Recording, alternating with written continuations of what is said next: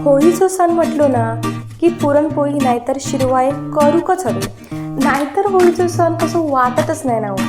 आमच्या कोकणात ना मैद्याच्या पिठाची पुरणपोळी फेमस, पण मी असे हे गव्हाच्या पिठाचे पुरणपोळी आज मी बनवते. या गव्हाच्या पिठाची पुरणपोळी करतात ना तर माका फुलात इल्यानंतरच काय पहिल्यांदा असे हे गव्हाच्या पिठाचे पुरणपोळी माका नाही जमायचे, मध्येच फाटायचे.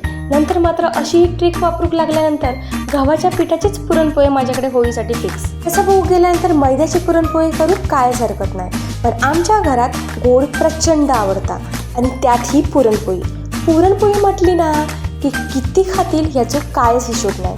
त्यामुळे एवढं मैदू पोटात जाण्यापेक्षा ह्या गव्हाचा पीठच पोटात जाईना. आणि त्यात वर्षभरात कितीही म्हणा पुरणपोळीचं घाट आज घालायचोच असं ठरवून सुद्धा टाकाय साध्य होत नाही. मात्र होळी इली की आपोआप अशी मऊ लुसलुशीत पुरणपोळी घरात बनताच, हो की नाही.